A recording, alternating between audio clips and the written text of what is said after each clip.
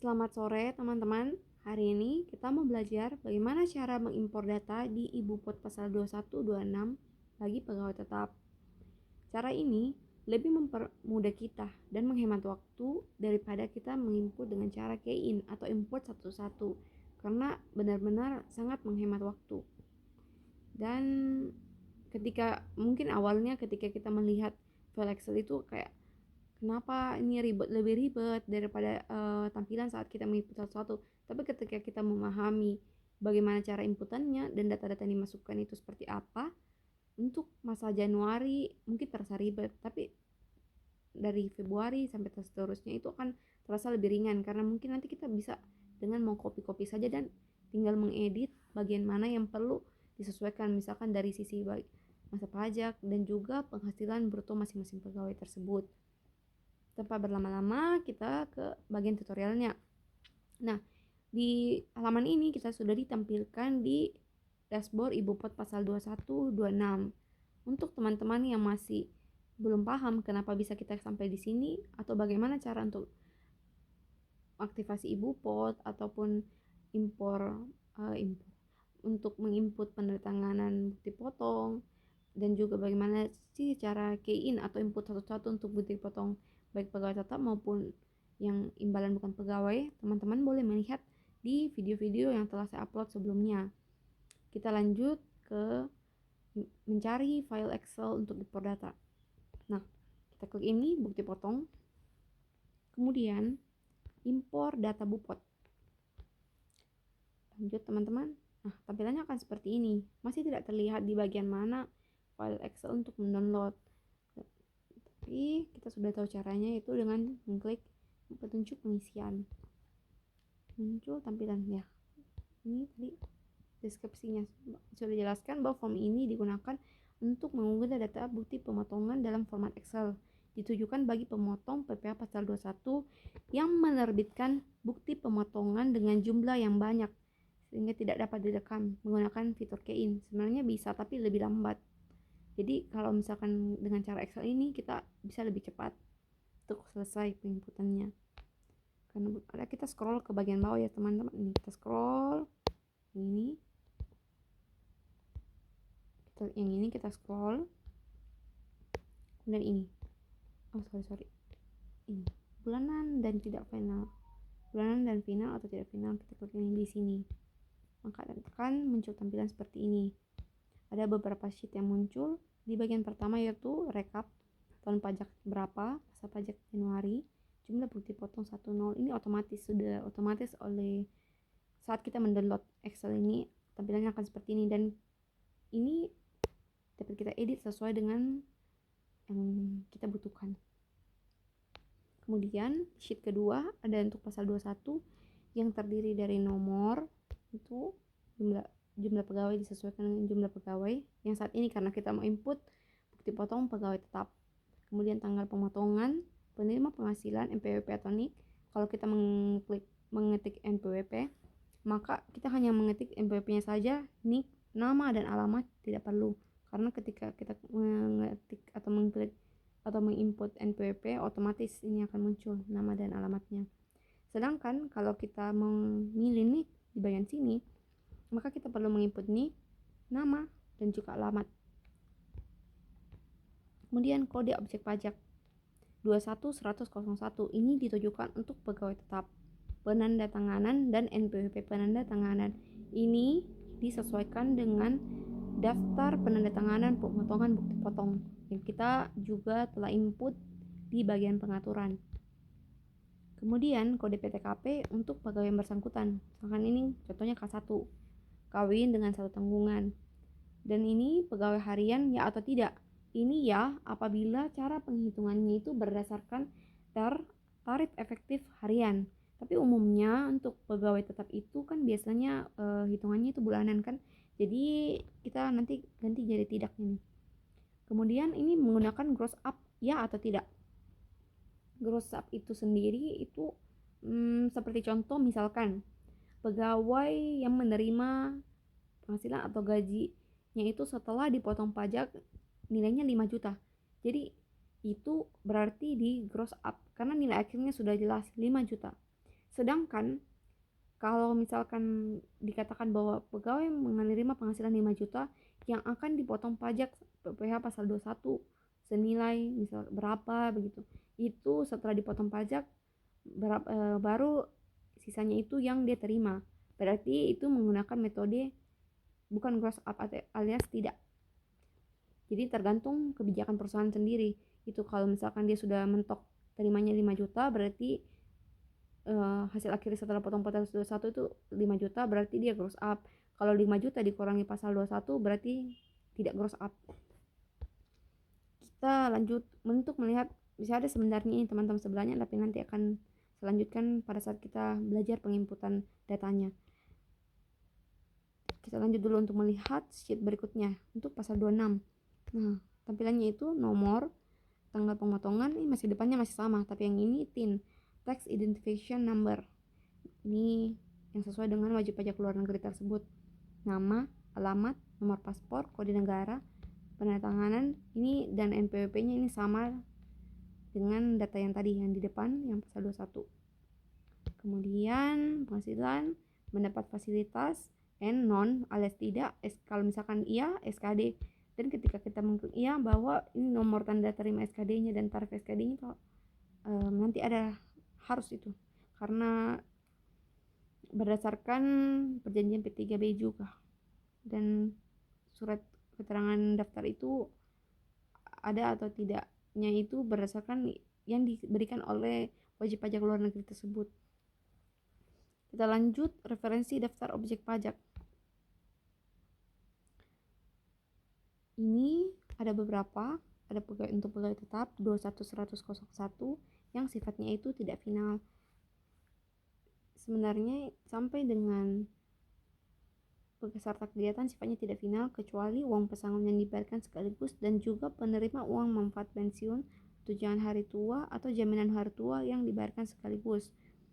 Untuk case saya sendiri yang paling banyak saya gunakan itu kode objek 21101 tentunya untuk pegawai tetap dan juga 21109 untuk bukan pegawai lainnya, seperti kalau misalkan ada komisi langganan atau misalkan ada kayak imbalan atau servis untuk pasal 21 yang orang pribadi, biasanya saya menggunakan 21109. Karena hari ini kita mau menginput daftar untuk pegawai tetap, jadi kita gunakan kode objek pajak 21101. Lanjut teman-teman, di sheet berikutnya itu referensi daftar kode negara. Jadi ini disesuaikan di ketika ini di bagian ini ya, ini kode negara kita sesuaikan. Kalau misalkan teman-teman ada input untuk wajib pajak luar penghasilan wajib pajak luar negeri, untuk bukan input, untuk perusahaan ada memotong, kalau tidak ada dapat diabaikan saja. Kemudian sheet terakhir yang berisi mengenai referensi daftar PTKP masih sama, yaitu TK0 tidak kawin 0 tanggungan dengan nominal 54 juta, TK1 tidak kawin dengan 1 tanggungan dengan nominal 58.500.000, TK2 tidak kawin dengan 2 tanggungan dengan nominal 63 juta, dan TK3 tidak kawin dengan 3 tanggungan 67.500.000, K0 kawin dengan 0 tanggungan 58.500.000, K1 kawin dengan 1 tanggungan 63 juta, K2 kawin dengan 2 tanggungan 67.500.000, K3 kawin dengan 3 tanggungan 72 juta. Mungkin seperti itu teman-teman isi dari sheet format upload Ibu Pot 21 ini. Kita lanjut ke tujuan utama kita. Bagaimana sih sebenarnya kita menginput data-data bukti potong untuk pegawai tetap? Nah,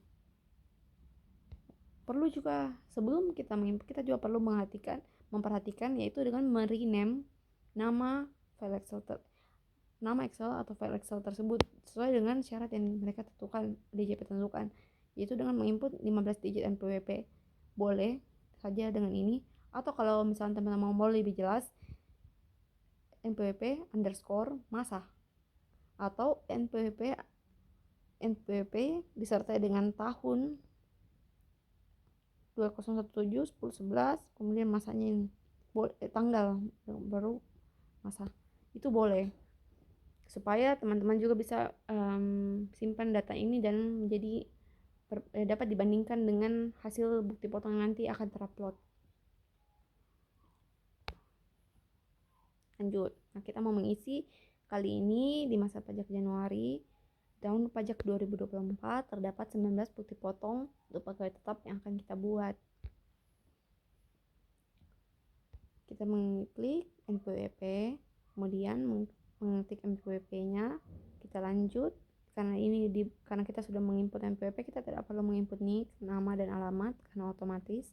Kemudian kode objek pajak 21101, kemudian NPWP penandatanganan dan NPWP penandatanganan itu kita tulis, ketik.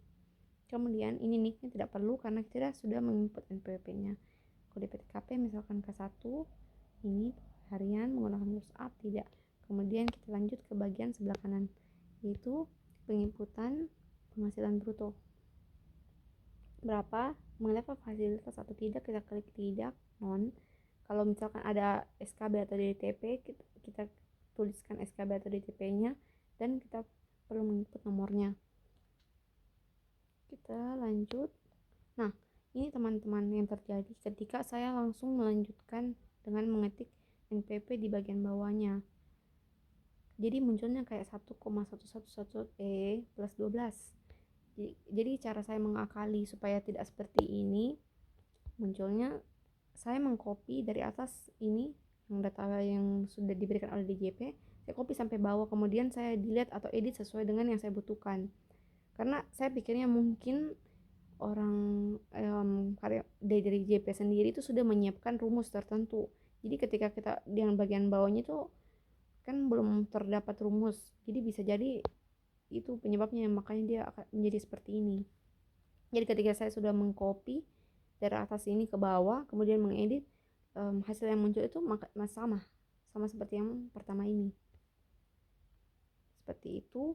Ketika kita sudah selesai menginput, kemudian kita save datanya teman-teman, dan di bagian 26 ini untuk menjaga-jaga karena kita tidak menginput apa-apa, saya hapus semua ini, hapus ini seperti ini. Oke. Setelah selesai kita save dan kita ubah namanya sesuai dengan ini, maka kita boleh upload. Tapi untuk kali ini saya akan memperlihatkan hasil ketika saya belum rename nama file Excel tersebut. Ketika mau upload, ya, dia muncul seperti ini. Format nama file tidak sesuai. Mohon sesuaikan dengan format yang ada pada petunjuk panduan. Nah, ketika saya sesuaikan, ya, dia bisa muncul seperti ini. Berarti ini berhasil terbaca. Kemudian kita klik unggah. Tunggu sampai hasilnya seperti ini, teman. Sukses validasi. Jumlah baris 19 ini sesuai dengan paling depan tadi yang kita input. Ini kita cocokkan nanti teman-teman. Ini mundur. Ya, ini jumlah bukti potong 19 itu sama dengan yang tadi.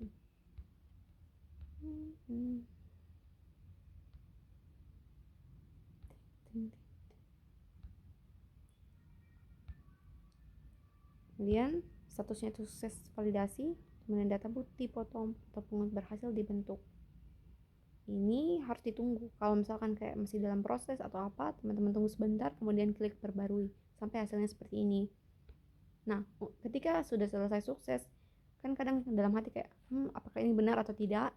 Jadi kita melihat di data depan, bagian depannya itu di sini daftar bupot. Kan tadi kita di bagian impor data bupot sudah selesai, kita klik ini daftar bupot pasal 21, kemudian kita klik yang ini, tidak usah diklik ini, otomatis dia muncul di bagian bulanan. Kita cocokkan ini nilai-nilainya apakah sudah cocok atau tidak semuanya. Kalau sudah cocok maka beres.